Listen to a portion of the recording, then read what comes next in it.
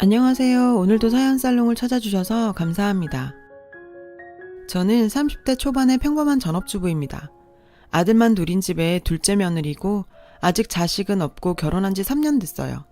아이는 안 갖는 게 아니라 못 갖는 거예요. 스트레스가 너무 심했거든요. 왜 그럴 수밖에 없었는지 천천히 풀어볼게요.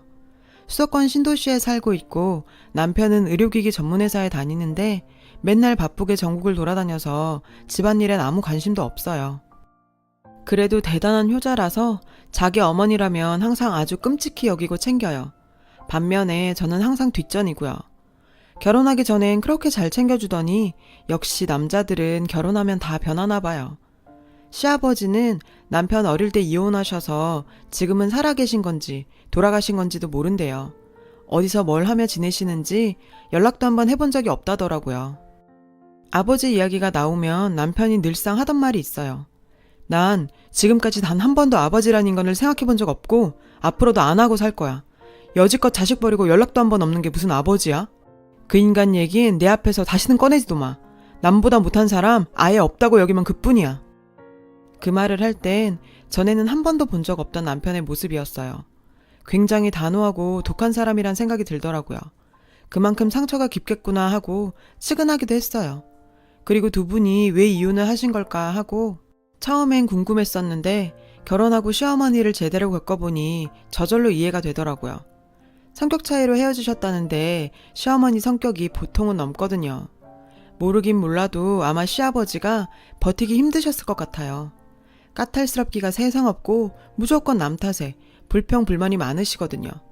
게다가 몸무게가 80kg이 넘고 온갖 성인병에 약을 달고 살면서도 운동을 전혀 안 하세요. 본인의 심각성을 몰라도 너무 몰라요. 서울 살고 사업하느라 바쁜 아주버님 내외는 결혼하고 얼굴 본 게 정말 손에 꼽을 정도예요. 추석이나 설날 같은 명절은 물론이고 시어머니 생신에도 얼굴 한 번을 안 비춰요. 홀로 남은 시어머니한테 아무런 관심이 없는 것 같아요. 도대체 얼마나 바쁜 건지 모르겠지만 제가 볼 땐 너무들 한다 싶어요. 저희 아주버님은 서울에서 자동차 부품 관련 사업을 아주 크게 하세요. 어릴 때부터 공부도 잘하시고 뭐든지 뛰어났대요. 그래서 미국으로 유학도 다녀오시고 평범한 남편과 어릴 때부터 늘 비교 대상이었나 봐요. 그래서 은근히 남편이 형한테 열등감이 있는 것 같아 보이더라고요. 시어머니도 아주버님이랑 남편을 은근히 차별하는 게 보였고요. 형님은 전업주부인데 엄청 부잣집 딸이래요. 아주버님이 미국으로 유학 가셨을 때 만났다는데요. 결혼 전까진 계속 미국에서 지내서 그런지 그냥 미국인 같아요. 사고방식이나 문화가 달라서 저도 참 매번 적응이 안 되더라고요. 그런 형님이 입버릇처럼 하는 말이 있어요. 가끔씩 카톡이나 전화 정도는 주고받았거든요. 한국은 정말 나랑 안 맞아. 뭐가 이리 복잡하고 심각해? 난 그냥 내 방식대로 살래. 이런 식으로 맏며느리인데도 아무런 책임감 없이 정말 자기 편한 대로만 살아요. 그래도 보통 최소한의 맏며느리의 역할이나 도리가 있는 거잖아요. 그런데 저희 형님은 아예 그런 개념 자체가 없어요. 아무리 미국에서 나고 자랐어도 그렇지 결혼한 지가 몇 년째인데 너무하더라고요. 시어머님은 서운해하면서도 아주버님이랑 형님한테 오라소리를 한 번 안 해요. 저랑 남편을 대할 때랑은 180도 다르게 대하면서 눈치를 엄청 보고요. 어느 날은 제가 참다 물어봤어요. 어머님, 아주버님이랑 형님은 적어도 명절에는 오셔야 하는 거 아니에요? 어머님도 보고 싶으시잖아요. 그런데 왜 내려오라고 안 하세요? 예, 큰애네가 얼마나 사업을 크게 하고 전 세계를 돌아다니는데 명절이라고 다 챙겨서 와? 걔네가 너네 같은 줄 알아? 큰애네는 너네랑은 근본부터 다르고 스케일 자체가 달라. 너처럼 집에서 먹고만 노는 줄 아냐고. 큰애가 밖에서 큰 사업을 하니까 안에서 내조하는 것도 큰일이야. 하긴 니까짓 게 뭘 알겠어. 그런 식으로 오히려 저를 비난했어요.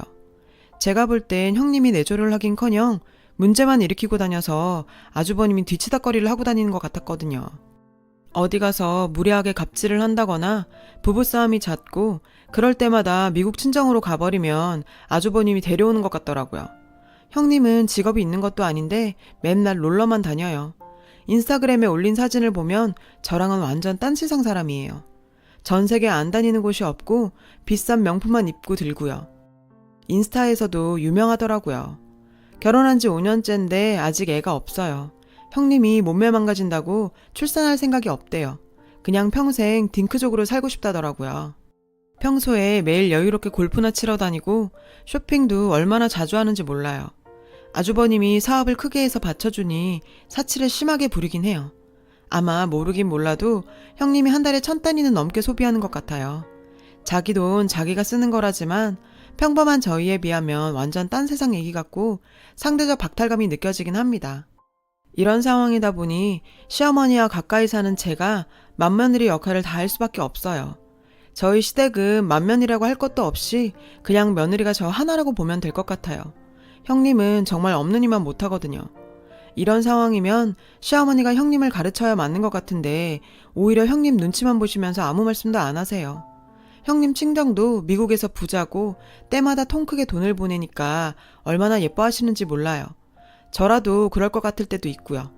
옆에서 매번 일 다 하고 챙기는 저는 안중에도 없고 무시하고요. 돈만 보내고 얼굴 한번 안 보여주는 형님한테는 아유 우리 예쁜 큰아가 내가 무슨 복을 타고 나서 이런 복덩이가 우리 집에 들어왔을꼬 이렇게 말하고 늘 옆에서 몸종처럼 수발 들고 맏며느리 역할까지 다 하는 저한테는 아휴 저 화상 어쩌다 저런 게 내 며느리로 들어온 거야. 미련하고 게을러서 아무짝에도 쓸모없는 것 같으니라고. 이런 식으로 말해서 정말 서운하고 억울한 건 말로 다 못하겠어요. 남편도 이런 걸 다 알고 있지만 혼자 계시는 어머니 안쓰럽다며 저보고 그냥 무조건 다 이해하래요. 그런 것도 하루 이틀이지. 정말 스트레스가 이만저만이 아니에요. 칭찬까진 못해도 비난은 하지 말아주셨으면 하는데 왜 그렇게 저를 처음부터 싫어하시는지 모르겠어요. 또 형님은 왜 그렇게나 예뻐하는 줄도 모르겠고요. 이런 생각도 살다 보니 그냥 내 팔자려니 생각하고 무뎌지더라고요. 툭하면 가까이 사는 저를 불러대시는데 오죽하면 제가 이 집에 며느리로 들어온 게 아니고 시어머니 비서 같다는 생각이 들 정도라니까요. 예, 나 입맛이 없어서 그러니까 아주 매운 낙지볶음 좀 빨리 만들어 갖고 와. 그리고 이따 온 김에 화장실 청소랑 냉장고 정리도 하고 가라.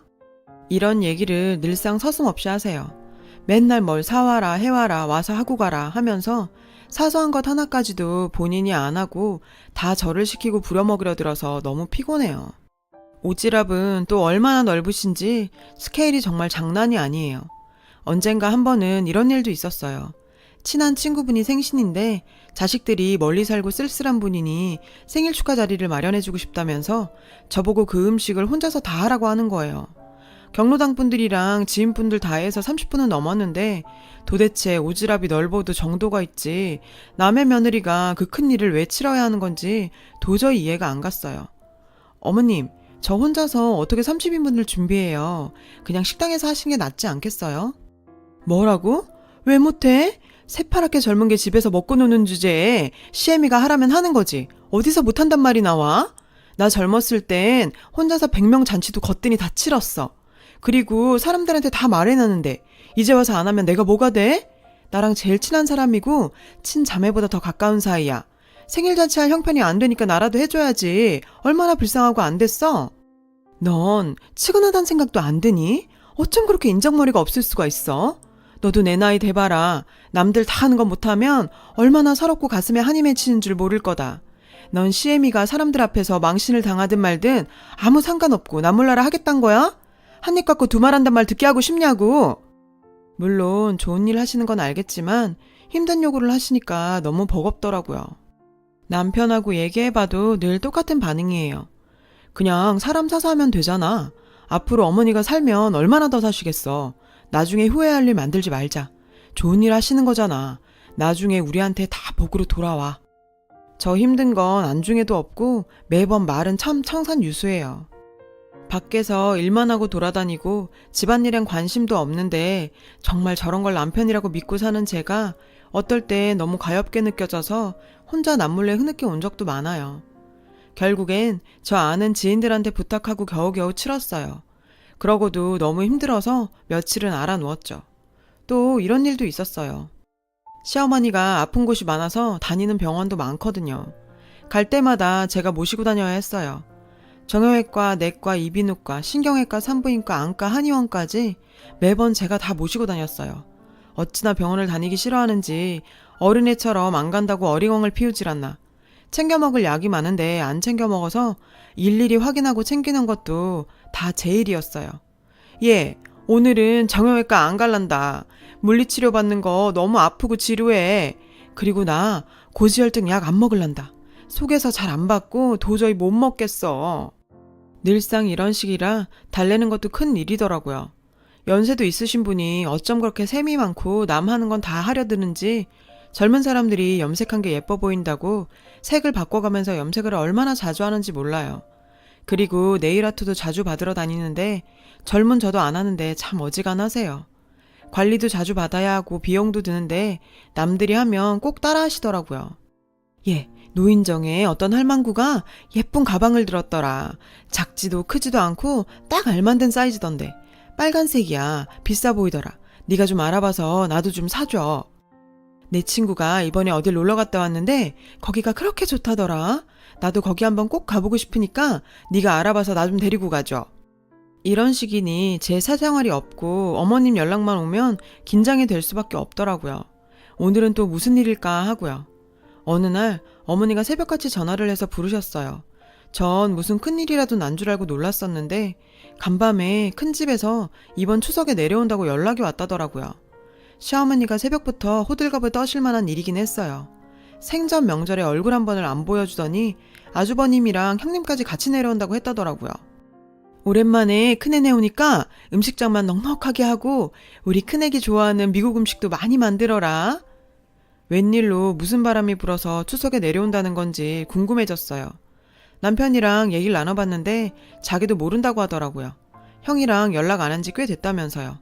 어쨌든 전 저대로 제 도리한다고 음식도 많이 준비하고 형님 내외 좋아하실 만한 거 위주로 가득 차렸어요.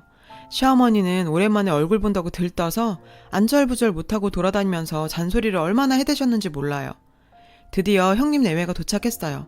정말 오랜만에 보는데 특히 형님은 얼굴에 무슨 짓을 했는지 못 알아볼 뻔했어요. 완전 딴 사람이 됐더라고요. 그것보다 둘 사이 분위기도 별로 안 좋고 올 때부터 둘 다 표정이 어두운 게 뭔가 불안했어요. 시어머니는 그저 반갑고 좋아서 어쩔 줄을 몰라 하셨어요. 매일 옆에서 챙기는 저랑 남편에게는 한번 보여준 적 없는 얼굴이었어요. 저도 사람인지라 그걸 보니 좀 씁쓸하더라고요. 그러다 결국 일이 터졌어요. 제가 그렇게도 열심히 준비한 음식들을 하나도 입에 안 대면서 굳은 표정으로 아주버님이 말을 꺼냈어요. 갑자기 사업이 크게 어려워졌어요. 요새 사업하는 사람들 다 어렵지만 저도 이런 적은 처음일 정도로 힘들어요. 그래서 말인데 이 집 담보로 대출 좀 내주세요. 옆에서 듣자 하니 좀 놀랍더라고요. 그렇게 사업을 크게 하고 부자인 큰 집이 시어머니 유일한 재산인 이 집을 담보로 대출을 내달라고 왔다니 놀랄 수밖에요. 시어머니 집 잡고 대출 받아봤자 얼마 나올 것 같지도 않은데 형님네 수준에선 그저 푼돈 수준일 그런 돈을 빌리러 왔다는 건가? 옆에 있는 남편도 믿기질 않고 당황한 눈치더라고요. 시어머니도 당황스러워 보였어요. 그래서 선뜻 대답을 못하더라고요. 그랬더니 갑자기 아주버님이 짜증을 확 내면서 화를 내셨어요. 제가 그동안 보내드린 돈이 얼마예요? 그거 다 하면 이런 집 정도야 사고도 남아요. 돈 줄 땐 따박따박 다 받아놓고 힘들 땐 나 몰라라 할 거예요? 이번엔 형님이 나서더라고요. 우리가 오죽하면 여길 내려와서 이러겠냐고요. 더 이상 길말할 거 없고 빨리 대출 받아주세요. 시어머니가 아직 대답을 못하고 있는 걸 보고 아주버님이 더 큰 소리로 발악을 했어요. 다음 주까지 무조건 대출 받아놓으세요. 그 말까지 듣고 나서 제가 남편 얼굴을 보니 남편도 화가 많이 난 것 같았지만 아무 말도 안 하더라고요. 저도 가만히 있으려 했는데 형님 말에 저도 이성을 잃었어요. 저기요 할머니, 나 바쁜 사람이야. 빨리 대출 받는다고 대답해.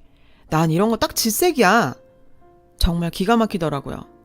아무리 미국에서 왔어도 그렇지 어쩜 저렇게 싸가지가 없고 무례할 수가 있을까요? 시어머니가 지를 얼마나 끔찍히 생각하는데 배은망덕한 것도 유분수지 지네가 사업을 말아먹었든 말든 왜 여기 와서 저 지랄들인 건지 정말 생각 같아선 둘 다 쌍으로 엎어놓고 막 패버리고 싶더라고요. 그래서 저도 모르게 말이 튀어나왔어요. 아주버님, 형님, 도대체 지금 이게 뭐 하는 거예요? 장남이고 큰며느리면서 평소에 콧배기도 안 비추더니 이게 무슨 행패예요? 하필이면 추석에 꼭 이래야 했나요? 혼자 계시고 연락하신 어머님한테 이게 무슨 폐륜이냐고요. 그동안 돈 몇 푼 보냈다고 자식돌이 다 했다고 생각하시나 본데 그건 대단한 오산이죠. 아무리 어려워도 그렇지 어머님 유일한 재산인 이 집을 담보로 대출을 해달라니요. 형님 빨리 어머니께 사과하세요. 아무리 미국에서 왔어도 시어머님한테 그런 식으로 말하는 사람이 어딨어요? 제 말을 듣고 남편은 놀라고 형님 내외는 당황했어요. 지금까진 한 번도 본 적 없는 제 모습이었을 테니까요. 그런데 곧바로 제 눈에서 번쩍 빛이 났어요. 어머니께서 절 때리신 거예요. 너무 갑작스러운 상황이라 모두가 놀랐죠. 니년이 뭔데 내 아들 며느리한테 훈계질이야? 니깎게 뭔데 나서길? 그간 오냐오냐 좋게 봐줬더니 눈에 뵈는 게 없어? 정말 황당하고 어이가 없어서 아무 말도 안 나왔어요. 남편도 이번엔 다르더라고요. 그냥 아무 말도 안 하고 제 손 잡고 나왔어요.